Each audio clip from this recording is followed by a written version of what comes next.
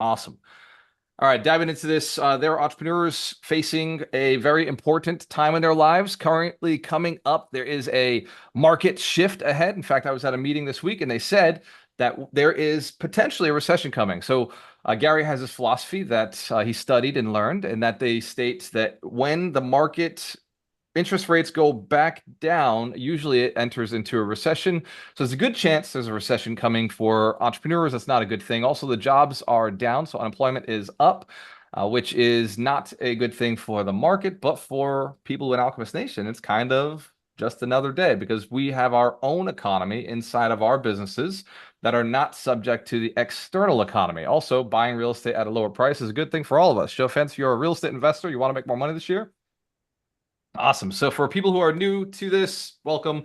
People who are coming back, welcome back, Alchemists. This is the 52 Weeks to Wealth with myself, Walter Morello, and we've been journeying down this journey for 49 weeks. Some of you have been on this for multiple years with us. This is year number 5 of the 52 Weeks to Wealth, where my commitment to you is to help you double your income and double your net worth. Show of hands if you want to make more money this year, still committed to increasing income. Excellent. Who here wants to do it with less work and more income? That's going to mean we don't do RGAs as much as we do IGAs. That's income generating assets. So we want to acquire income generating assets. Our favorite one is either business or real estate. And so wealth principle 49, we address one of these wealth principles every single week, is seek to understand, then be understood. The wealth principle from last week was know thyself. The week before was hyper focus. I got a lot of messages from people 2 weeks ago that hyper focus was very important to them in their business because there was a lot of stuff going on and they just needed to do the one thing such that by doing it, everything else was easier or unnecessary. Show of hands if you know the one thing to increase your income. You should. All right. You were there last week, 2 weeks ago. Excellent. There we go. All right, so wealth principle 49, seek to understand, then to be understood. It's kind of a two-principle combination. In order to understand another human being, or in order to make money, we have to make a person feel like they're relevant. People say the statement is that they don't care how much you know until they know how much you care. Show of hands, you've been sold before, or somebody tried to sell you without getting to know what you wanted. Has anybody had that experience? A salesperson just be like, dude, you need to buy this thing. And it's like, dude, you don't know my situation. You don't know where I'm at, where I'm coming from. How do you know I need to buy this thing? How do you know I don't own something better already? Show of hands if you've been in an experience where somebody's trying to sell you an inferior product to something you already had. And it's frustrating. So for us in Alchemist Nation, we want to increase our income, which means we have to make sure our customers are understood. To make them feel like we are listening to them means we have to actually be listening to them. Who here's heard the statement, fake it till you make it? Who's heard that before?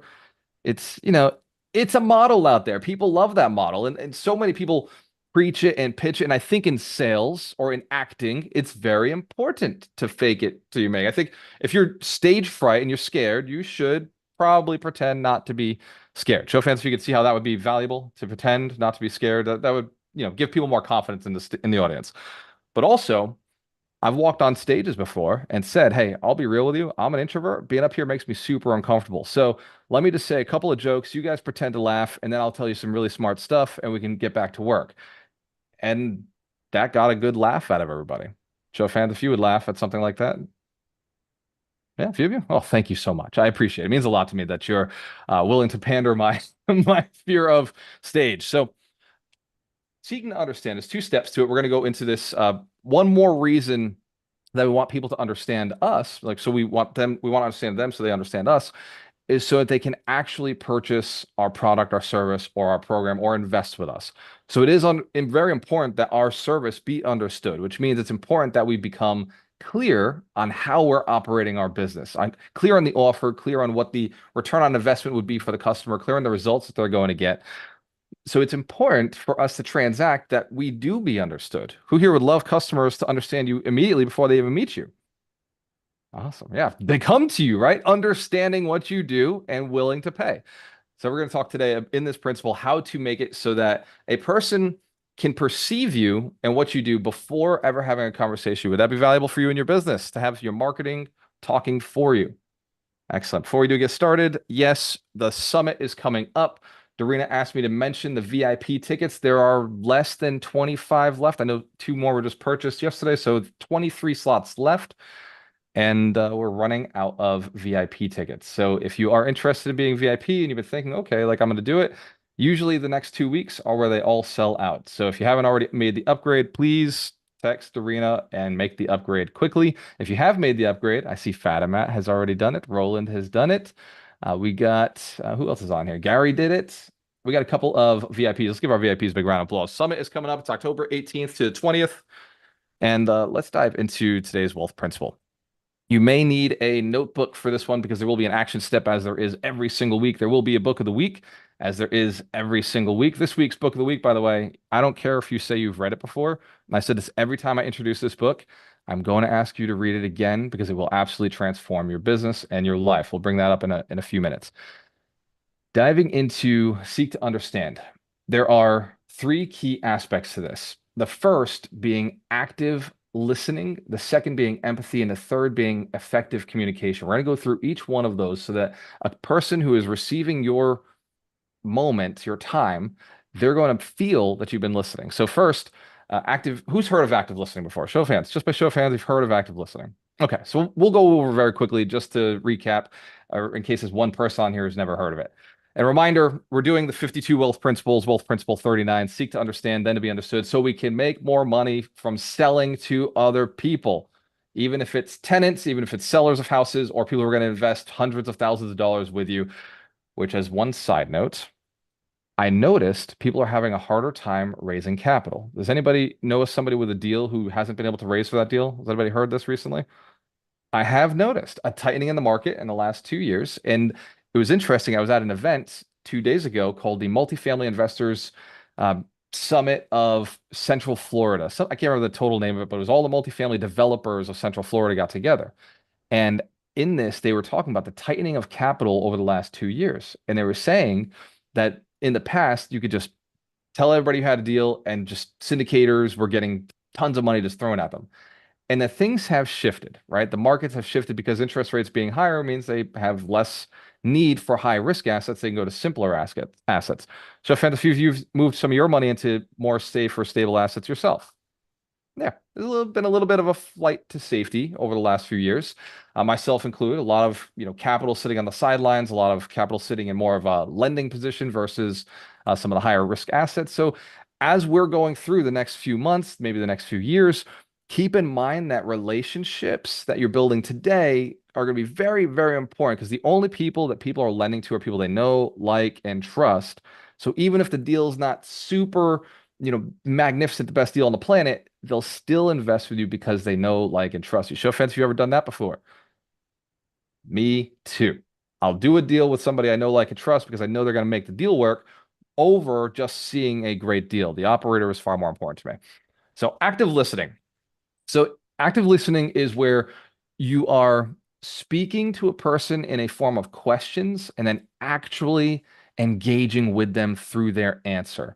So, for instance, if Mark said, "Hey, Walter, what type of business are you in?" I could say, "Well, I'm in multifamily real estate investing." And Mark could say something like, "Wow, multifamily. That's really interesting. Tell me more about how you got started or why are you into that?"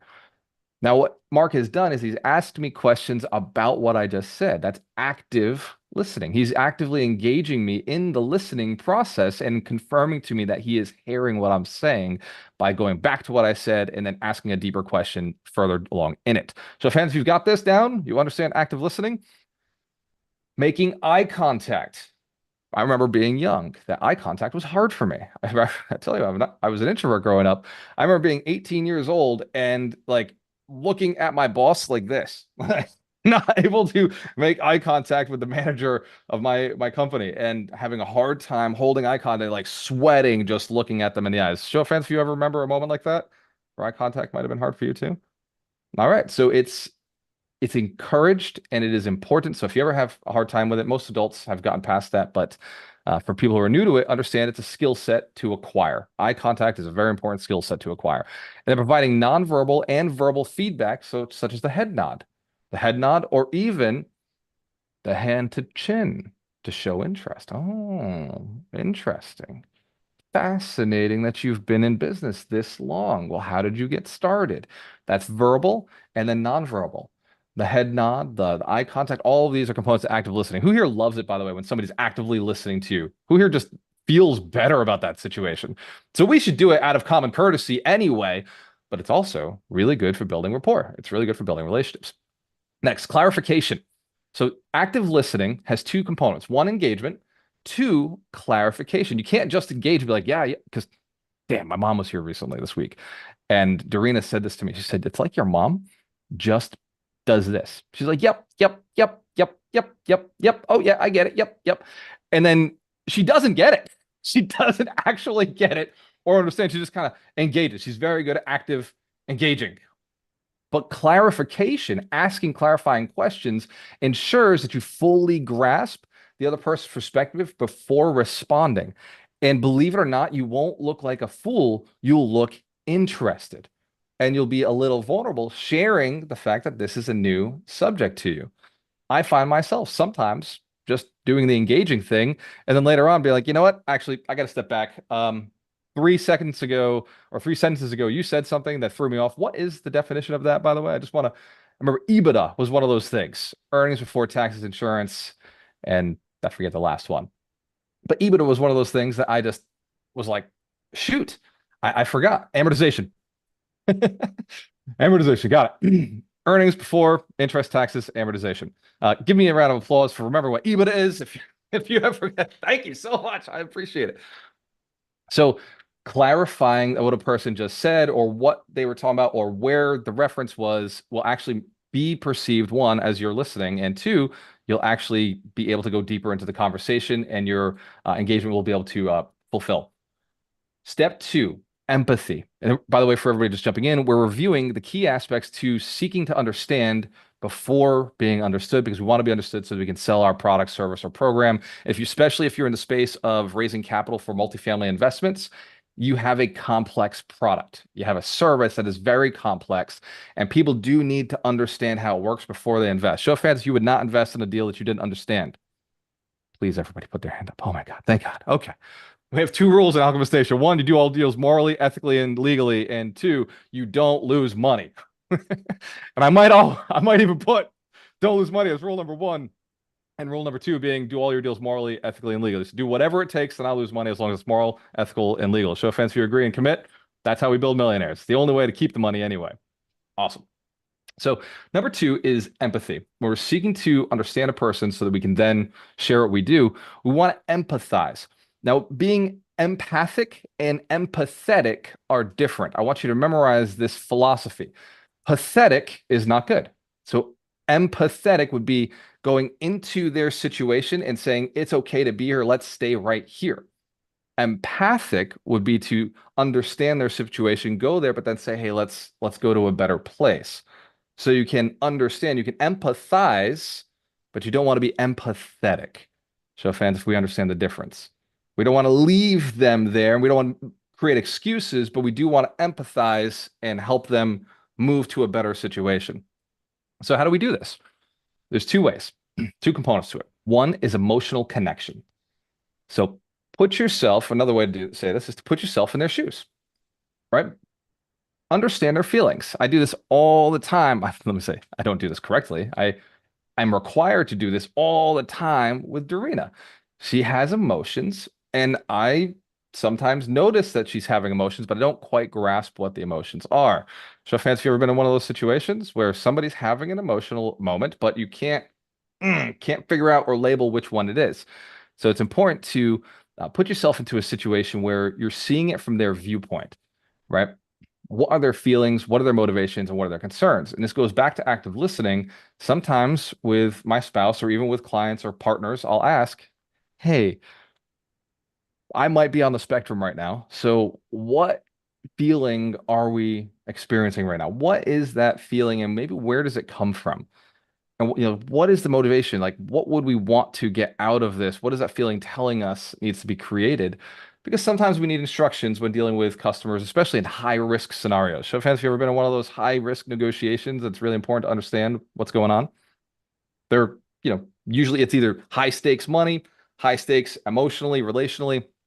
So we want to make sure we not win, but we want to make sure we all win. Like we get to a win-win. So it's important to understand their feelings and ask those concerns, like ask what is actually happening. This builds rapport and it builds trust.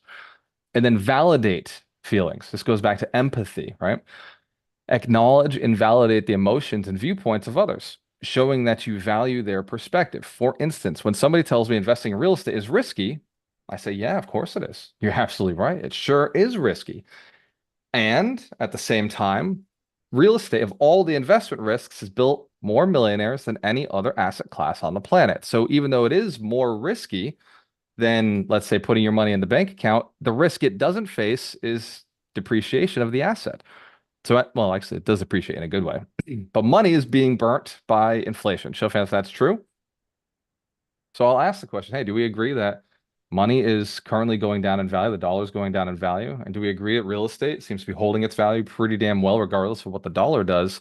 So although real estate is a investment, which makes it by nature risky, of the investments, it's the one that has been here the longest and will likely to continue to be here the longest. So you want to appreciate where they're coming from. You want to sit there and actually be there. Wow, I just paused the recording and accent. You want to sit there and be there where they're actually at. Validate their feelings, acknowledge and validate emotions and viewpoints of others, showing that that you value their perspective. Show fans who commit to empathize, but not be empathetic. You don't want to be pathetic, but you want to be thighs. You want to empathize. Number three, active communication. This goes and it kind of combines both. Active communication is where you express your thoughts once you fully understand the other person's uh, opinion, space, position clearly, and you want to articulate them in such a way that it makes sense to the other person. With the ability, like with the statement, I think this is what you're saying. Do you agree? Does that sound like where you're coming from? Effective communication means qualifying what you're stating, qualifying the things are actually connecting and actually landing. Because if we make statements, that's not the point. The point is to have a good conversation where the person now feels there's rapport and also feels they're understood and also moves forward towards wanting to learn more about what you're doing. Joe fans, we don't win if they don't know what we're doing. If we can't share our side, then we've missed the opportunity to save, serve, solve one of their problems and adjust your approach. So the second part of effective communication is being able to pivot. The big word for everybody in 2019 was I'm pivoting. I'm pivoting my business. It's a pivot. I'm shifting. It's a pivot. I'm going to Zoom. It's a pivot. So fancy remember a lot of people saying pivot. All right, drop pivot in the chat. You know, a lot of people who pivot. If you pivoted, drop the word pivot in the chat. We adjust our approach. Tailor your communication style to match the preferences of the person you're speaking with, making it easier for them to understand your message. For instance, the person I was teaching this concept of ROE the other day, and there's a gentleman in the back room. I couldn't have planned this better, but I said, you now are going to be able to sell your house without paying any taxes. It's going to be legacy wealth that goes to your kids, and you're going to get passive income every single month for the duration of the time that you have the property owned. You're carrying a second position. And the gentleman in the back room said, this couldn't work. I was like, wow, man, like perfect. You're not even a plant. Like I didn't plant you in the room. You're just showing this couldn't work. Let me know why you think this couldn't work. I said, you know what? You might be right. Maybe your situation is different from the standard operation that I've used for every other person who owns real estate. Let's take a look. So what did I do? I agreed with him. And then I shifted and said, let's find out. And then as he shared his story, I realized, yeah, no, this guy fits right in. He had $500,000 equity in his property, and he was concerned he was going to pay massive taxes on the next property because Florida state law has something that allows you to not have to pay new taxes as taxes go up. It's called the Homestead Act. So, if you're familiar with homesteads, they're really good for homeowners, right? If taxes were $2,000 a year and then they bumped up to $20,000 a year, or you go buy a new house, this is the problem. You buy a new house that has a new tax basis where it's $20,000 a year, you could be in some serious trouble. So this was a conversation that we were having, and I said, well, man, well, think about it. You got $500,000 in equity. If you now were getting 12% interest only, I think I did the math lower. I think I did 8% interest only on $500,000 seller financed, you're earning significantly more money than whatever those taxes could possibly be. That math, 5 times 8 is $40,000 a year, right? So he's earning $40,000 a year. Even if the taxes were 20, he's still got an arbitrage over the taxes he's paying. So thanks for catching this. So even if he sold and went to a different house and he had to pay more taxes basis, he was still earning that passive income. And at the end of the conversation, he said, wow, this would work for me. But I had to adjust my approach. So write that one down. So we just discussed the three key aspects of being understood.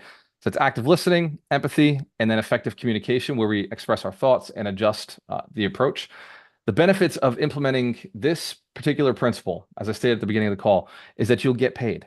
People will actually want to do business with you, not only because you have the best product in the world. By the way, show of hands if you believe you are the best at what you do. You got the best product ever. Awesome. Excellent. So they're going to do business with you not just because you're the best at what you do. They're going to do business with you because they actually feel like you're listening to them. You're actually addressing their real concerns and thinking about their family, thinking about their business, thinking about their fun or their quality of life, thinking about their fears, their concerns for stability or a process that they can take them through. So let's shift into action steps, and then we're going to bring the great Doug McGurk on for a quick guided meditation. And he's got his beautiful wife here as well, the talented Heidi Rain. So we're going to go into a quick conversation with her. She's going to be speaking at the summit this year. And before we do that, we'll probably go into the book of the week. Show of hands if you know we read a book each week. And the books are really powerful. And I'm not going to tell you what the book is yet, but I'm telling you, you've read it before. And I'm already concerned that your mind will say, oh, I'm not going to read that one again. I really do want it read this week because it's so powerful. Every time I read it, I have it change. So let's pull out the pens and papers and let's do the action step. This is for seeking to be understood, seeking to understand before we are understood by the customer. First, action step for practicing active listening. I want you to make concise effort to listening without interrupting to anybody who you talk to in the next 4 hours. Who here will talk to somebody in the next 4 hours? So somebody that you will have a conversation with. Okay, perfect, perfect. I want you to lock that person into your head. That's the person you're going to do this with. So focus entirely on the speaker and refrain from formulating your response while they're talking. This is hard work. I want you to just listen without going and responding for the next 4 hours. By the way, it's going to be really weird for you, and it's going to be very exciting for them. For them, they're going to start noticing that you notice them. They're going to say all sorts of things like, wow, like you really, what's going on? What's happening? Because your communication style may be so much so that you're already formulating all the time. Whose brain is always formulating something to say all the time, running constantly, ready to go, like just so practice. So this is just one piece of homework. I want you to practice active listening. The second piece of this action step, there's 3 action steps I want you to do this week. And we can just do these in the next 4 hours. Number 2, ask questions that are open-ended. I want you to ask open-ended questions to encourage others to share more about their feelings and their thoughts. This will show your interest in understanding their perspective, but it will also give you more practice in active listening. So the only thing that I want you to actively state is something that's going to get the conversation to continue and roll out. Who here's already thought of doing this with their spouse or their kids, and they know that there's going to be no end to this? Yeah, that's a good thing. That's a rapport building experience. You're going to have this with your children or with your family or your spouse, and they're going to be like, I got things to say. Let me keep going. You will learn more from your family, from your friends, from your closest prospect over the next few hours just from this one action step. Then I want you to take this to your highest leverage customers, the one you couldn't close or the one you have closed, the biggest one who pays you the most or who could pay you the most. I want you to make this a philosophy that you use going forward. But let's just practice it over the next 4 hours. Just practice it today. Then 3, reflect and paraphrase. You go into after someone has shared their viewpoint, I want you to reflect back on what you heard by paraphrasing their key points. That's all I want you to do. This confirms that you understand, by the way, and it opens the door for further conversation. Just, I want you to reflect back on their key points, just 1 or 2 or whatever they were just speaking about. Just go back and reflect. So, fans, if you can do this over the next 4 hours, you'll have some conversation. You'll be doing active listening by not thinking about what you're going to say next or preparing your next topic. And you're just going to ask an open-ended question. And you're going to paraphrase what they just said to confirm that you understand and ask those open-ended questions. It's let them carry the conversation. Who here is willing to be what I call a trainer? By the way, trainers ask questions and then sit there and they sip. When I was trained to be a trainer years ago, that's what my trainer told me. He said, you're a great trainer when you're sipping your tea. He said, if you're sipping your water and the room is working on something, you're crushing the game because they're actively doing the work to memorize what you just taught them. They're actively doing the activities. It's a workshop. It's a true workshop. At a true workshop, the speaker should not be speaking. Show of hands if that makes sense. At a true workshop, we're facilitating growth. We're facilitating some sort of development. So there's a training component, and then there's an action step component. So, fans, you're committed to doing the action steps this week. Awesome. Give yourselves a round of applause. Every week there is a book of the week. Every week Doug does hypnotize us, or as he'll tell you, dehypnotize us, so that we can go and take the action steps that are necessary for our success. And by the way, necessity is relative. So everybody's level of success that they want is going to be a little bit different, and that's okay. One of the other things I hear Doug say often is he loves you for who you are and for who you are not. So let's give Doug McGurk a big round of applause. So we've got, do I see Michael Shine on the call today? Is he the keeper of the books today, or are we going to go with someone else? I know Mitch Dorsky is on a plane. Nope, Mitch is here, but he's on a plane. All right. Billy Reuter, you're somebody who I know has read this book. The book of the week is How to Win Friends and Influence People. So if I were to ask you to give an overview of such a powerful book, would that be something you'd be capable of doing? Yes, and always. Yes, and always. So Billy Reuter is going to be speaking at the summit this year on the trifecta for business owners, helping them get to the next level. He runs a program called Predictable Profits within Alchemist Nation, within the community. So let's give Billy Reuter one big round of applause. Billy Reuter, the book of the week. Man, all right, I'll do my best to make this fast, which is not always easy because this is a phenomenal book. As we're all reading books, obviously there's a book every single week that Walter has shares with us. This one is timeless, right? Some of the books on this list came out a couple of years ago. Some of these books are from brand new authors that are hitting the scene. Any business that you're in, this particular book, How to Win Friends and Influence People, has been around. Every leader reads it. Every leader encourages their team to read it. And there's a significant reason why. Quick context. I'm a big believer, right, for everybody on this call, principles over tactics. Tactics change over time. Principles are lifelong. This book, How to Win Friends and Influence People, are built on timeless principles. Quick overview, it's this. It's about the other person. Every single one of us has a service, has an ambition, has goals. We have a driving need to serve others. But I promise you, if you learn how to connect with others, and this book gives you that roadmap, it is incredible. How to Win Friends and Influence People, it's all about that. Friendship is about a kinship, right? This book will teach you how to connect with people on a deeper level. You can't influence, the second part of the title, without that friendship, right? And of course, there's different levels of friendship, but especially in this nation, we are networkers. We're going to live events. Every single one of us better be at the summit in less than 30 days, right? And you're going to meet people that you in person that you've only seen on Zoom. You're going to have conversations that might have been surface level on, DMs and chats. Let that be an opportunity. Read this book before you go to the summit. That way you can deepen and really secure your relationships with this community. That's how influence happens. So again, I can go on and on about this book. I just want one big takeaway. It's all about how you can position yourself, how to communicate with articulation to connect to the other person and build that friendship. So then you can influence them. Influencing, especially in this nation, morally, ethically, and legally, when we influence, we lead. When we influence, we inspire. When we influence, we promote, we help, we serve. So it is an absolute timeless, gorgeous book. I cannot recommend it enough. I hope I did that service for you, Galder. Love you Give Billy all. Reuter a big round of applause. You absolutely crushed it, brother. And Doug, sorry, I just messed with your sound thing. I'm going to show a quick video of the summit because Billy just brought it up, and Dorina asked me to mention what's in the VIP. Show fans, if you already know what's in the VIPs. Why VIPs buy VIP? All right, real quick. It's not for the swag. They don't do it for the swag bag. They don't do it for the sick backpack that you bring to the gym or you bring to the airport. They don't do it for the sweet mug, the cup that says I'm building 100 millionaires. They, of course, don't do it for the things inside the bag. They don't do it for the workbook, the handout that you can use for notebooks all over the place. Although I did get a text the other day from Eric Florent. He said he filled his up with all his notes and he needs a new one. So it's not the reason that people buy VIP. It's not for the shirt, the sweet shirt. By the way, if you're wearing one of our shirts, give yourselves a round of applause. If you're rocking one of the Octopus Nation branded shirts, that's not why people buy VIP. Let's be real.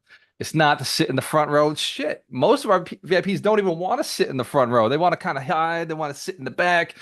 But they've also learned that sitting in the front row gets them the most attention, gets them to pay attention a little bit better. And so they do sit in the front row. It's not because they hang out a whole extra day with me and the speakers and the business consultants, learning how to level up their business, scaling their business, really masterminding and workshopping. It's not for the VIP day, the day before. That's not why VIP ticket holders buy VIP. It's because, well, they're very important people and they want to level up. And so they spend time with other people who've made that same level of commitment. They do it for everything. They do it for the whole package. They don't do it to walk around with a lanyard that says VIP on it. I lost my lanyard, but it does say VIP all over. And that's not the reason that we purchase VIP tickets. So fans, if you understand, VIPs, they see themselves as people who are leveling up, going to the next level. That's why people buy VIP.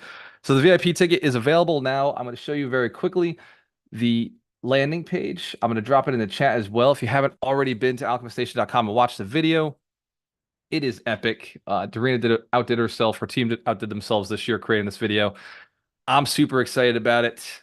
Here you go.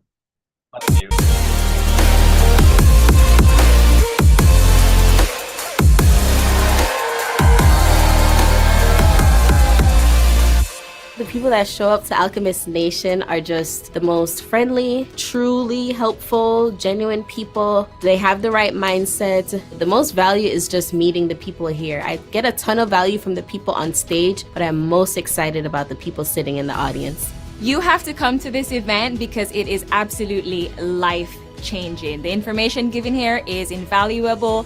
Best weekend spent, hands down. I was tired of being the smartest guy in the room, and that wasn't a problem here. Walter brought so much value, him and Darina, to put this event together that I felt obligated to go ahead and do the mastery program because I learned so much this weekend that I felt I could build on that. And that's after being a mortgage banker for 25 years. Still more to learn. It is so motivating to see people who actually have done it. You can watch the video on your own time. So let's give everybody here a round of applause. I just looked and it says right on the website, 26 days, 21 hours, and 25 minutes left. Doug McGurk is going to give us some guidance so we can implement the wealth principle today. This wealth principle, again, for anybody just jumping in, 49. Seek to understand, then to be understood. The book of the week is How to Win Friends and Influence People by Dale Carnegie. And if you're looking to level up your mind without having to do all of the heavy lifting alone, that's why we bring Doug McGurk in. He's the maximizer. He's helped people level up their mindset for years. He toured with Tony Robbins for 3 years, teaching with his coaches, teaching that was tens of thousands of real estate investors and professionals and entrepreneurs how to level up their mindset so they can increase their net worth, their income. Show fans, if you understand, he's the best at what he does, the absolute best. At the summit, he'll be speaking with us and actually taking us diving into some really cool, deep stuff. If you're afraid of mindset things, if you're afraid of hypnosis or guided meditation, now's the time to log off because Doug is master NLP practitioner, master hypnotist, and master changer of people's minds when it comes to not believing in themselves. So without further ado, let's give Doug, the maximizer McGurk, a round of applause. Well, thank you. And so, of course, we got to give it up to Walter every week showing up, and Darina, and all of you, by the way. This is most impressive. Every week you guys come on, and we do not take that lightly because that is commitment and that is unbelievable. So thank you for showing up. Can I just add one quick little distinction to some of this stuff? This is today's topic is near and dear to me about communication and so forth. One thing we also want to be cognizant of is when we're actively listening and we're checking for understanding, we want to do our best to use as much of their language as possible, because the words could mean different things, and if we paraphrase without acknowledging the use of their specific words, we could possibly break some rapport and achieve the opposite effect of what we're looking to do. So, if someone says they were irritated and you say, oh, you were mad or you were frustrated, then be like, well, no, I wasn't mad. I was just irritated. So we just want to be mindful that we don't put too much of our own interpretation. We want to be sure our goal is to make sure we understand them and their perspective. It's a little tweak that sometimes I found myself also doing and going, oh, I checked for understanding, and they shared with me that I didn't understand, because communication is about the response it elicits, not the intent. So I just wanted to throw a little hack in there. So, kids, y'all ready to go deep? All right. And if you're driving a vehicle, please keep your eyes on the road. If you're operating any kind of machinery, watching children, eyes open at all times. So when Doug does make the suggestion to close your eyes, that is a suggestion. But if you are doing any of the above, do them well with your eyes wide open. Yes, we recommend driving with your eyes open. All right, can you hear the music? All right. So why don't you go ahead and take a big, deep cleansing breath in and relax. That's right. Now, take another big, deep cleansing breath in and tense every muscle in your body. That's right. Tense your arms, tense your legs, tense your butt, tense your stomach, tense your jaw, tense everything. Tense your fists and relax.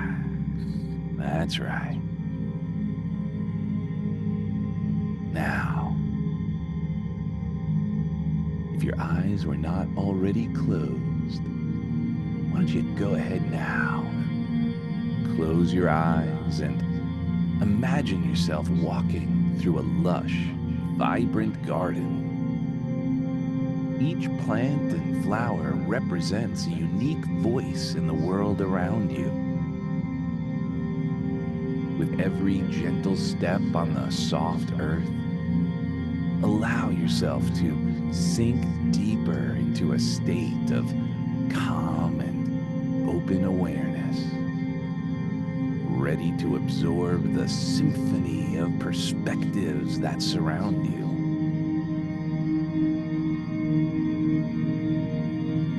As you tune into the subtle whispers of the garden, open your heart to the myriad of voices around you.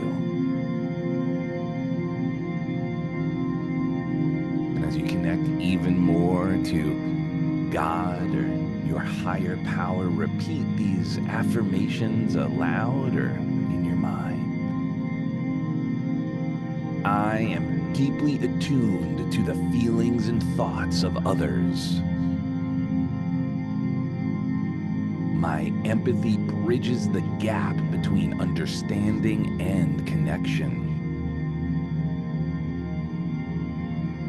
And I wonder if you can ask and answer these questions now. Why am I so effective at experiencing empathy with others? How does my genuine care enrich my interactions?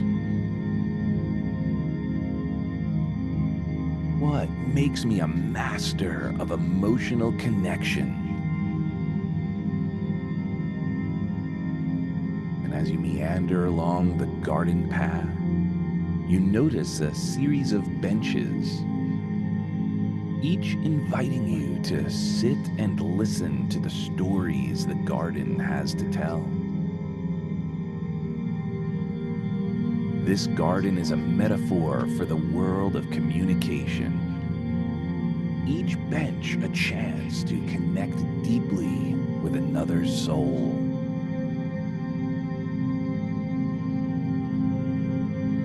Sit quietly, absorbing the essence of the garden's tales. Let every story enhance your understanding and empathy. The first bench is by a rose bush, where the roses speak of the beauty and thorns alike. This teaches you about the complexities of human emotions, the visible beauty and the hidden pains. Here, you learn to acknowledge and validate experiences, recognizing that every individual is a complex landscape of feelings. So feel the texture of both petals and thorns, and acknowledge the full spectrum of each rose's story. And as you move on, you find a bench beside a babbling brook. Its waters clear and communicative. The brook teaches you about the flow of active listening, how to be present and attentive, letting the conversations flow naturally without forcing your own course. Listen to the brook's gentle flow, learning the art of natural dialogue, and reflect on the clarity you brought by active listening. And further down the path, you encounter a bench under a large, sturdy oak tree. Its presence is comforting, a reminder of the strength found in truly connecting and caring for others. Here, you absorb the importance of emotional support and the power of simply being there for someone. So as you embrace the tree's strength in your communications, offer a branch of support to those in need. And repeat these affirmations as you connect even more to your higher power, to God. I validate others with my understanding and empathy. My active listening fosters deep connections.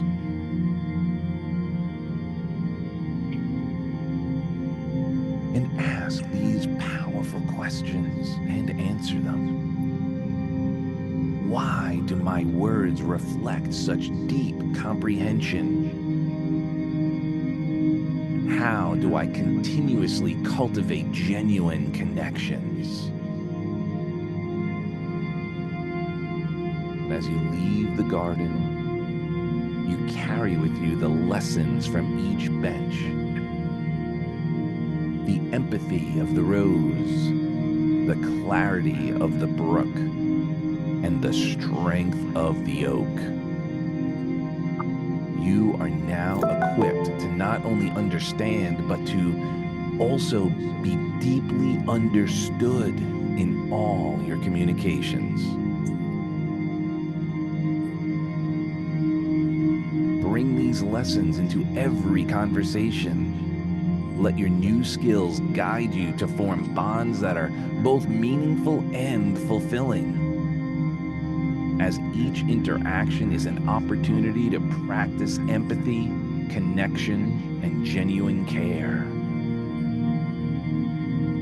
And you can revisit the garden in your mind whenever you seek understanding. And let your conversations be as rich and vibrant as the garden itself. Come on back.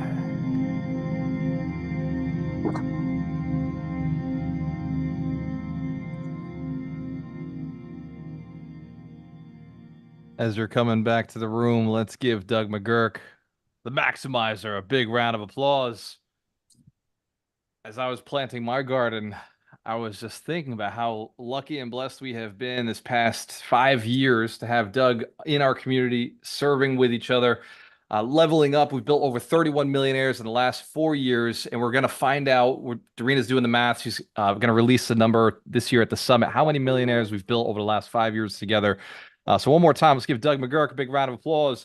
Part of the mission, as we've talked about often, is being on board with your spouse, having a spouse who supports your goals, being on board with somebody who can really take you to the next level, that isn't just fighting you at every angle, but actually supports your mission, supports your goals. Show of hands if you agree your spouse is a big deal. It's kind of important. It's most millionaires that I've interviewed, millionaires, multimillionaires, and decamillionaires, and Vinny and the other billionaires have all agreed that their spouse has been the constant through their entire career.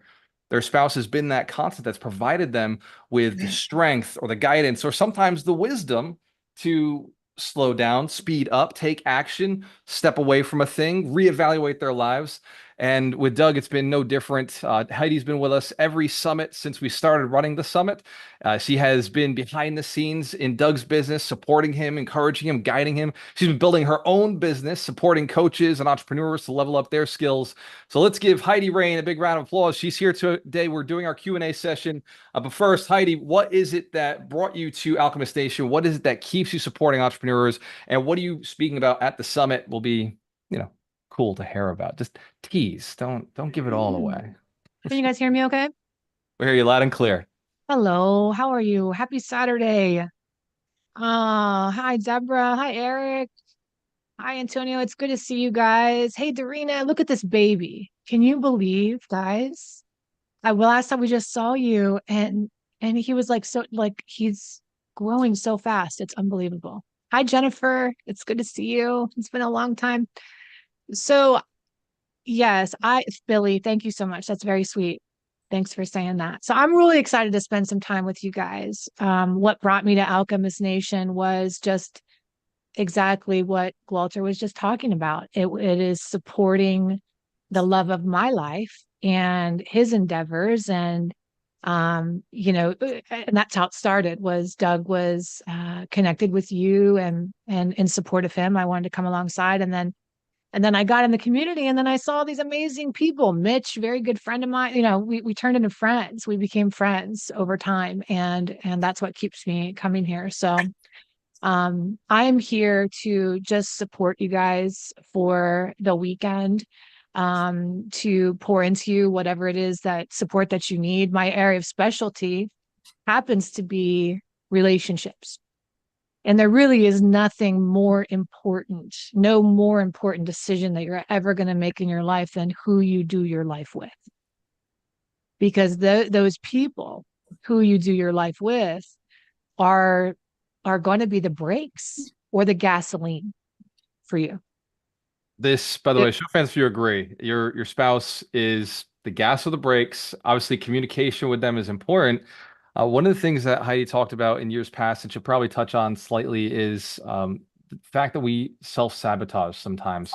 One of her specialties is showing you the 8 different types of personality that an entrepreneur has in relationships and in their business. By the way, your business, your partnerships, it's all a relationship. Your relationship with money is a relationship. Your relationship with your spouse, obviously the one we think about all the time, the relationship you have with your children. So understanding relationships for the entrepreneur who's looking to level up is an important aspect, right? It's not just about making money. It's about being happy with the wealth that you've created, true wealth, which involves health and relationships. And it's not just about how big your business is. It's about whether you even want to still be in business because you're happy with the life that you're living. So Heidi, what are some of the challenges you've seen with entrepreneurs, not just the coaches, because I know you work very heavily with coaches who are impacting people, but entrepreneurs of all different trades, maybe even specifically real estate investors.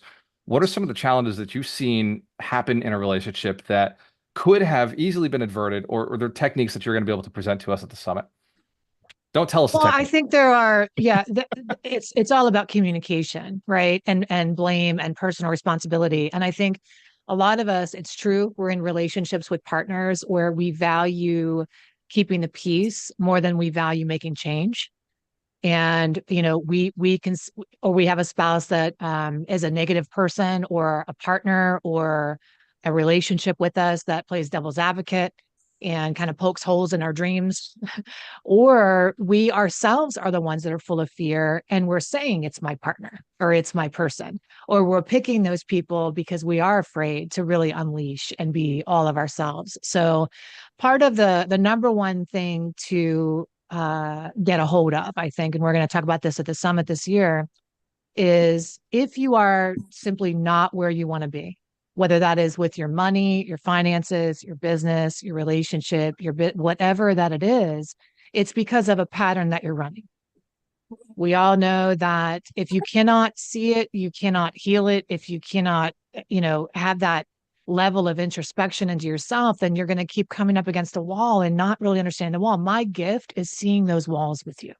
It's helping all of us to understand where our subconscious blocks are with the pattern that we're running. So we're going to do pattern recognition and learn what pattern you're running, and then the 4 exits to get out of that pattern at any time, at any place. It is mind-blowing. It's new material for me that I'm going to be sharing, these 4 exits. I haven't shared them anywhere else before. So this is going to be the first time that I'm giving this technology, which has taken decades to uncover. And I believe that these 4 steps that I'm going to share with you, these 4 exits out of suffering, are going to be the key to unlocking everything that you want on the other side. So I can't wait. I'm very, very excited. So you brought up something that now I got a question. So by the way, one, let's give Heidi Rain a round of applause. She's bringing something that she's never released before. So this is the first release of the 4 exits, which is, to me, the coolest thing ever. I love it when somebody releases a book, but this is a philosophy. This is a technique. This is a strategy that actually works and is proven, because I know Heidi is a perfectionist. If she's going to release something, it is all the dots and I's have been taken care of in order to get there. So you mentioned something. You said that getting your spouse on board, right? Or making excuses about the spouse and why not. The number one reason people don't invest in real estate, this is for each of you, and you're going to hear this as you're out there helping others, as you're out there serving others to invest in real estate, as you're doing your own journey. You're going to hear this many, many times. And number one reason is I don't have the money. The number 2 reason is my spouse won't let me. My spouse is not on board. They're scared. I can't get them on board. And like Heidi just revealed, sometimes it's not the spouse. They're the excuse. Sometimes it's actually you. Sometimes it's you who's using your spouse as the excuse to stay safe, to stay in the comfort zone. Sometimes you're protecting your spouse by saying, oh, they wouldn't understand this. And in truth is, you haven't communicated it in a way that would be compelling to them because maybe you're afraid. So you're going to give us some powerful tools, Heidi. What is a factor that motivates you? Because you and Doug have done very well for yourselves. You own real estate investments. You have income from your businesses. You have a beautiful daughter who is, by the way, one of the greatest communicators for her age. Is just absolutely fantastic to communicate and have full-on conversations with her like she's a freaking adult. And like she's mind-setting me, which is amazing. So why do you still get on podcasts? Why do you still get on stages? Why do you still speak and teach and train? What is it that keeps you motivated after you've been extremely successful? And this is for some of the people on the call, ask this question all the time. Why are you still going? Why do you still do this? Why would you still continue? So I'm sure you've been asked it many times and you probably have an answer, but what if you were to think about it all brand new from the first time, why do you still go out and help? So I think motivation is a moving target. And if you can remember that motivation is a moving target, you will not rely on stagnant motivation that doesn't work for you anymore. Motivation is manufactured. Motivation isn't real, okay? Motivation is like a fleeting feeling that comes and goes. And so motivation is a moving target. You can rely on it, but you're always going to be hustling and scrambling to motivate yourself. So I think instead of seeking for motivation, we seek for inspiration. I have my most important relationship is with my higher self or God or my connection. And we have a deal that we are going to co-create every day. And part of my end of the bargain is that I use my gifts and talents to serve the world, and I get compensated through that. It's an interdependent relationship with me and God, right? So if I do not share my gifts and talents with the world, I don't get compensated. I can't pray. I can't wish and hope. I can't meditate, vision board myself into the future. I can't meditate I got to share my gifts and talents with the world so that I can be interdependent with God who's given me those gifts and talents so I can be divinely compensated. Other times it's not about the inspiration. Maybe I'm not feeling very godly because I'm a very big human being. Okay. So sometimes I don't go with the God thing. And then I go with the human thing. And I say, well, my aspiration, who do I want to be? Who do I want my daughter to remember me as? What legacy do I want to leave my family? What experiences do I want to provide my family? It gets really old real quick when it's all about you, doesn't it? If it's all about us, we'd be giving up a long time ago, wouldn't we have? There's no narcissist on this call, is there? It's like solely self-motivated. Oh, Walter, he's the only one. He's running it though. That makes sense, right? He's running the cult. Okay. So It's true. The more people I help, the better my life gets. oh, So cult. I Wait. look at it. Yeah. I meant to say community. No. No. So Yeah, I'm I just think teasing, guys. I like to think I'm a narcissist in recovery. I think that every year Hey, in Alchemist brother. Nation has softened some of my edges Humbled and made you. me a better It human being. continues to humble you year by year, right? Over time. It absolutely does. Let's give Heidi Rain a big round of applause. She's absolutely amazing in virtual. She's even better in person. When you see her in person, you saw some of the video from the summit. You go back and watch it again. She is live energy. Man, the life of the event, I'd say Dorena is the brains of the operation behind the scenes, making everything happen. But it's Heidi who gets you on stage, clapping, dancing, moving around, shaking, and just getting out any discomfort with taking action. Heidi really is like good at getting us outside of our comfort zone. By the way, show fans if you would never dance on stage. Like you can see yourself never, ever, ever dancing on stage like in your life. That's me too. And yet Heidi gets me on stage dancing. So the reason that is important is because if you're afraid of it, you probably have to do it. If the simple act of dancing publicly in front of people is a concern or a fear, you're never going to buy real estate. I can tell you that today because real estate's way harder, way scarier, and you have to hold it for way longer than the 30 seconds dancing on stage. Show fans if you understand. She does some magic. It's almost alchemy to be able to get a person to go do the thing that they know is right for them, but they can't seem to do by themselves.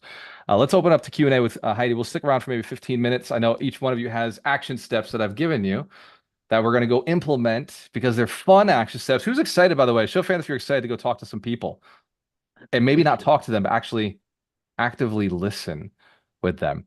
So at the summit this year, we're gonna unlock 4 new components that Heidi has not talked about on stage before. So let's get some Q&A going. First unmute wins,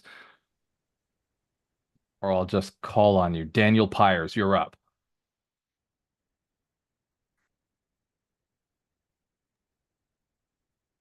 Hi. What's up, Daniel? I saw you in Boston, man. Good to see you Yeah. online virtually. You told me you were going to be in your basement. I love that you really You, are. you see my basement, how it is? Renovation time, man. It's all rough. It's all rough, but I'm still taking action here, you know. I don't want to use the bedroom upstairs to get my office like I had in the other house. So I said, you know what? I'm going to set up in a basement until I fix this. I So, did the but same it's all a thing. matter of, doing what you got to do, taking action and everything. So, yeah, I'm very excited of these tasks that we have here. Go talk to some people and ask them open-ended question and stuff. And very excited to be here.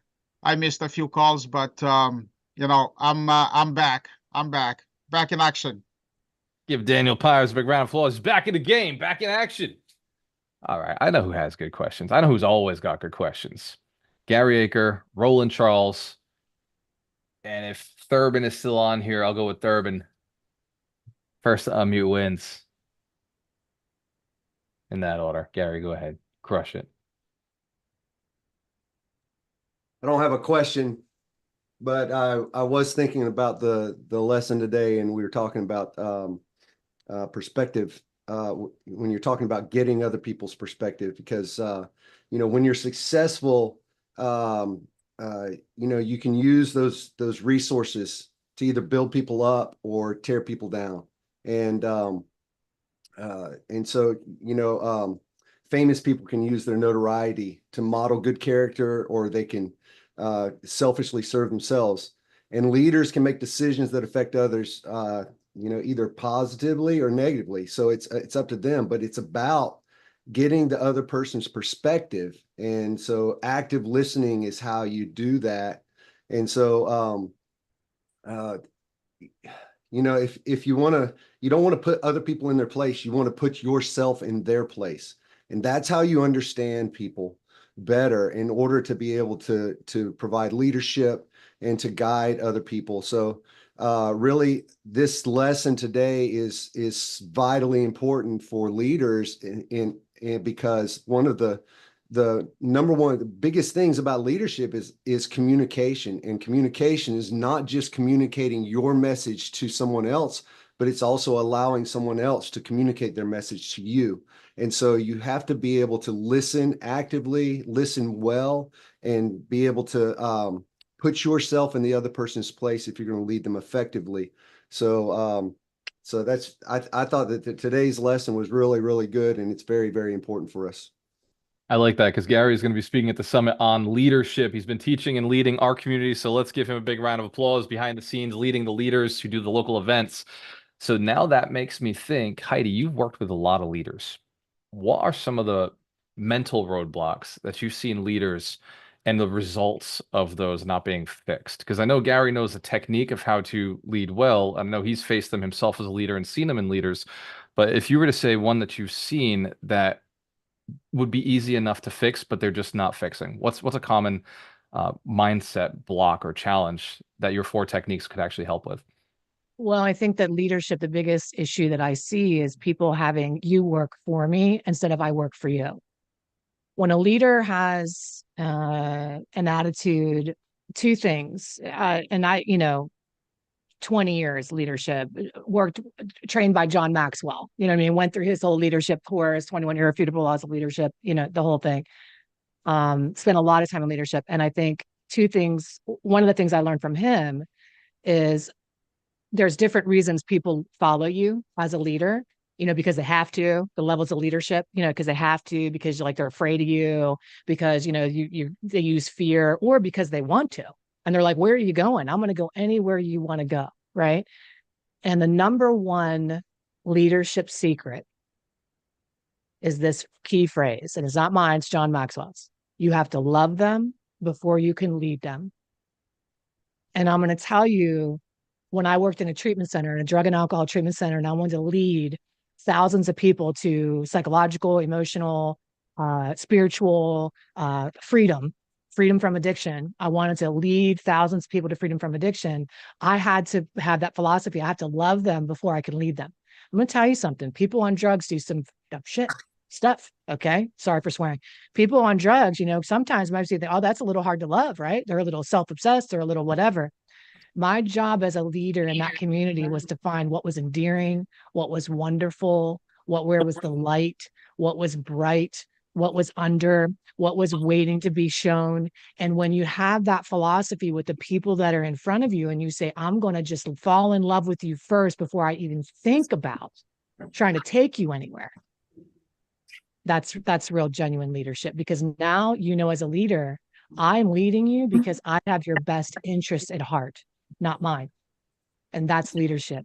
Trust is not about doing what you say you're going to do. It's not about integrity. Trust is, I know that you have my best interest at heart, not just yours. Okay? So you got to Give love Heidi a them round of before you can lead them. applause. You got to love them to lead them. I've said that so many times to the sales team. Like, dude, like when I'm calling somebody, like, why am I so much fun on the phone? It's because I love them before I dialed. Like, they don't know I'm gonna be their best friend. Like when I picked up that phone, I'm like, dude, what's up? It's Walter. How are you? And they're like, who's this? I'm like, yeah, no, I get that. It's cool. I'm already in love with you, bro. Like, we're gonna fix whatever you got going on. Powerful, powerful leadership technique. Because leadership, as Gary says often, is just influence, right? Leadership is influence, sales is influence, marketing is influence. Being a great parent, being a great kid, being a great friend is influence. It's the ability to influence yourself so you can influence others. Durbin James. Hey, it's good to see you again, Heidi. I guess my question was, I remember distinctly when I first met you and your daughter, just the way you all would communicate, just the energy you would bring into a room. So like I guess one of the things I was wondering is like what are some of the values that you've taught your daughter, as well as like qualities within yourself that you live by that kind of I guess inspire people to want to like I guess have a party for a lack of a better word at the moment. That's such a great question, Thurban. Values, right? Because your life is a reflection of your values, isn't it? If you really think about it, we can say we want uh fame or fortune or love or success, but what you have in your life today is a truer reflection of what it is you truly value. So if I look at my life and I say, well, what's great about my life? My relationships. My relationships are wonderful, right? The people that I care about, people that so what makes that the my top value is love, right? I want love, but I also, Doug does an exercise, and we should do it sometime at this summit. It's about undercovering your values and aligning your values and figuring out what those really are. That could be extremely valuable for everybody just to have that experience. But I value growth, personal development. I have thousands. I mean, since I have it's crazy, the library, I value knowledge. I feel like the key, if you know yourself, you know the rest, everybody else. So I value knowledge. I value growth. I value truth. I'm always searching for truth. What's real? Um, so I hope that answers the question. Values, truth, love, wisdom, knowledge. I think like Billy had said, principles over personality. He didn't say that, but he said principles over, uh, you know, popularity or, I said that before too, but like trait, whatever. So for me, it's principles over personality. You might be doing some things that I don't agree with. You might behave in ways that I don't, but what's my higher principle that guides myself when you're behaving in a way that doesn't line up with my expectations? Give Heidi another round of applause, man. This is why we get along, Heidi. Truth, principles, values, like leveling up, growth. I think it was like half a day. We were out in Orlando with Heidi and Doug uh, and the whole family, and we were just like playing around. And it was just like I learned so much because I'm just like a kid when I'm around people who are smarter than me. I'm just like downloading, and it was just like she had stats and facts and reasons for this and the book that this came from and the experiences that like the examples. And it's just like a for me as somebody who also loves knowledge and education and being around people who are smarter than me, it was just a moment of downloading. Plus, we were at I think it was Epcot, right? The one with the big theater, and it was just a lot of fun. So I'm just like a freaking nerd. I'm a giant nerd who applies what I learn. That's let's pretty give let's give Heidi one more round of applause. Give Thurman a round of applause. Let's take one more question or share. Roland Charles, what do you got, man? Presidents of the NARCOM. Yes, yes, president of the National Association of Residential Property Managers. We had a great Alchemist Nation event this past week. Eric did still show up, even though I was there to host my meeting. So we were able to tag team the group. We got about anywhere, I think, between 13 and 15 people that attended. We did a little mastermind with the audience. I think we provided some value. We did invite them to the summit, and we're also going to be giving out 2 free tickets. Yeah, so it was a great event. We want to continue to scale and grow that group, and yeah, I think that's the highlight for my week. So Roland Charles runs Clearwater, Florida. So Alchemist Nation has an event in Clearwater. Alchemist Nation also has an event in St. Pete. So Eric Bone, who I'll say it here, is very, very successful. I'll just put it out that way. He's not quite a billionaire. I tell him so all the time. He's got to work on it, but he's getting damn close. He's at a point where it's like, you know what? And he's like, well, it's not equity, it's not net worth. And it's like, dude, you almost own $1 billion in real estate. That's step one. That is step one is mindset. Think a billion. Step two is buy a billion. And then step three would be net worth of $1 billion. Step four would be earn $1 billion. But dude, you're definitely step one. You're getting close to step two. And he runs our St. Pete event. So when Roland was like, I won't be able to be at Clearwater, Eric just said, yeah, I'll be there. I got this. So Eric still came out. In fact, I was hanging out with Eric on Wednesday. That's why we were down in Central Florida, developers and multifamily investors, and we were getting all the feedback of the top brokers, the top multifamily commercial brokers, the architects, the engineers, the top developers themselves, the landlords themselves, and it was so valuable. I will be bringing that to the summit. I'll be sharing some of the things that I learned there. So Roland, running your event, it's means a lot to us. Thank you. Let's keep crushing Clearwater. So Heidi Rain will be at the summit. She's been there every single year that we've run a summit. She has been there and she has contributed in ways that I never expect. And just wherever the gap needs to be, she fills the gap. She literally, the first thing she asks when she sees me, how can I help? Same thing she says every single day that she sees me. One day she like fixed my eyebrows because they were not straight. I still remember that. So like there's a personality that is just whatever it takes to make this experience better. Heidi is that personality. So it's just an honor to be in business and be able to side by side and share the stage with such a personal, powerful personality and person and caring, genuine human being who also, I think you're type 8, right? Yeah. So also a type 8 like me, which if you don't know the Enneagram, you got to go look it up. We're crazy people with hearts. So the good side, she's a good side of the 8. I like to think I'm the same. Very tactile about how things get done. So when you're working with somebody like that, you know that they've thought it out. Like they're not gonna do anything that isn't for sure a guaranteed success for them, because it's really important for us to win at everything that we absolutely do. So I love that about Heidi as well. Pete Ambrosino, I see you bouncing, man. I see you doing what Billy does. Like I gotta talk. I'm busting out, man. I've got so much value out of today. I wanted to expand a little bit on the homework and the challenge that you gave everybody. One of my biggest takeaways was the acronym SAVE, SERVE, and SOLVE. I'm going to steal that and repurpose it because I love that.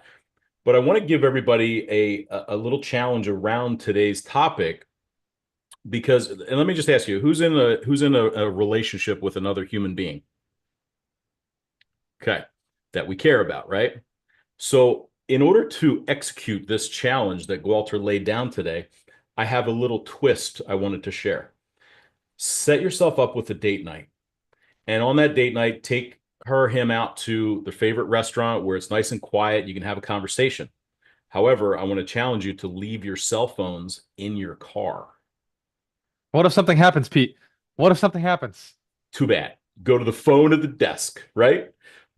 The second thing I want you to do when you're at dinner, you both have to share 10 things that you both don't know about each other.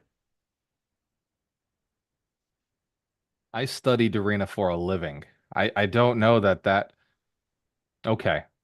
Challenge accepted. Let's give Pete Ambrosino a round of applause. That's a good one. He also tours with Tony. In fact, I was having pipes and profits with Pete and Gary at Gary's house the other day, and Pete was showing off some pictures with the TR, with the Tony Robbins, with the 6 foot tall, 7 foot tall giant of a man saving lives, changing the world. And they were at some complex where Tony's investing in this business that's designed to create energy. And Pete was showing pictures of Tony and the bodyguards and the investors and all the guys. And I was thinking for a moment, I was like, oh wow, he really does hang out with Tony Robbins. That was my thought. Like he actually travels with Tony and he actually does a lot of this work that Doug did it for 3 years. Heidi was with Doug doing the Tony Robbins thing for years.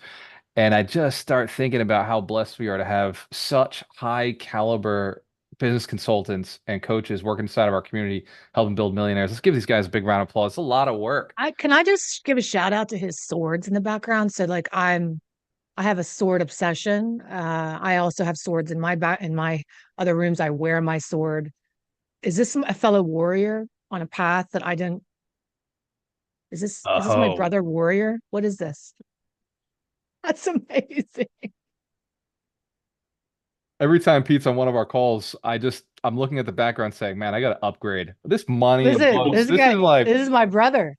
Some people get scared, man. They're like, what the hell is that axe thing on the back over there? That's my What is that brother. for? We got a wall of weapons, man. I'm into this. This is great. I know where I'm going if things go south. If I'm on the East Coast, I'm going to Doug and Heidi's house. If I'm on the West Coast, I'm going to go to Pete's house. It will be okay. I'm bringing Gary wherever I go because Gary was a master sergeant in the military. So he'll know how to organize troops and rations. Doug took Maximizer. I'll take Executioner. Got it. Love it. Ladies and gentlemen, you got some work to do. The action steps are not just for play. Alchemist Nation, the design behind these action steps are so you can level up. I take pride in the fact that we build millionaires. When people ask what separates us from our different competitors out in the marketplace, the gurus who shall not be named, the people who are creating content and posting their philosophies and their strategies, we take it very personally how you get to where you're going. Your success is our success. Your testimonial is what puts people back into trusting us and bringing us to the next level. So I'm thankful for the millionaires. I'm thankful for the people who have become financially free. I'm thankful for each of you who is, where's the mission? Where's the shirt? Where's the energy of, I'm going to go help somebody regardless of how this comes out to me immediately, because the sharpening of the axe, there's axes in Pete's background, the sharpening of the axe, the sharpening of the skill of servitude, the sharpening of the skill of building wealth yourself and helping others do it. It's not easy, but the practice, like my yoga instructor says, the practice is what makes it all worth it. It's not about the end result. It's about how we get there. It's about the journey itself. And each of you have taken on a lot of work. And I'm so thankful that each of you is learning the passion for work, that this work shall set you free because it's right work. But remember to make sure you're on the right path. Not all work is created equal. The 80-20 rule. Next week's wealth principle is in alignment with this. Wealth principle 50 is to never give up. And the book of the week will be Can't Hurt Me by David Goggins. God, I could watch that man run 1,000 times, screaming at me, telling me I'm a little bitch and I got to go get it going one more time, one more run. Let's go. Show fans, you know who David Goggins is? Sometimes when it comes to buying that real estate, you just got to get that David Goggins energy. You just gotta go and put the offer in. You just gotta pick up the phone. Sometimes when you're raising capital, you got that David Goggins energy. Just need one more call, one more CTA. Walter. Well, I'm currently on a David Goggins diet. You know what David Goggins diet is? I'm terrified of what the David Goggins diet is. I'm doing it. It's lunch, run, dinner, run, snack, run, breakfast, run. And since I started doing that, my life is so much better.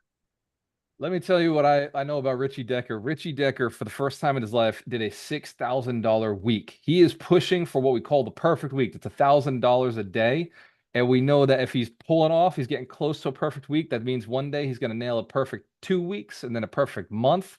And he's helping people do that by showing them how to do it. There's a direct coaching line to get to Richie and each one of our coaches. Let's give Richie a round of applause, by the way. When I say we, I mean the coaches council trapped Richie in the Zoom room. I wasn't able to be there, but I got the recording and I've dropped it into ChatGPT and I've broken it down. And they picked Richie's brain on how he's doing what he's doing, asking him the questions, asking what he's doing, who he's reaching out to, how he's doing, how he's finding his leads, what the conversations are, what he's selling them.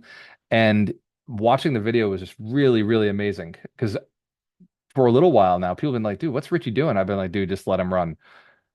He jumps on a call me every so often. I give him a little bit of, I answer questions, and then Richie goes and implements, and he tests, and he tests, and he sees what works. He's got a professor background as a teacher, and at first, but people were like, "Dude, this guy's wild. Like he's out of control." And I was like, "No, this is exactly what Alchemist Nation needs. Somebody who's willing to experiment. Somebody who's willing to go out there and just take action." So Richie, it's been fascinating to watch you. This is just the beginning. Let's give him a big round of applause. Let's give each one of you a big round of applause. There is no right way to get there, but there are principles that will help you and guide you. There are strategies that are usable at every step of the way. There are tactics, and there are guides and advisors and support teams and staff that can help you get to where you want to go. Show fans who are committed to building 100 millionaires, who are inspired to build 100 millionaires. In that case, I'll see you next week. Cheers to your success. We have a choice. Always work with the best. I love you, and I'm thankful for your commitment. Enjoy your weekend. And remember to read the book, How to Win Friends and Influence People. One more time for Heidi Ray and give her a big round of applause here at the summit. Get your selfies.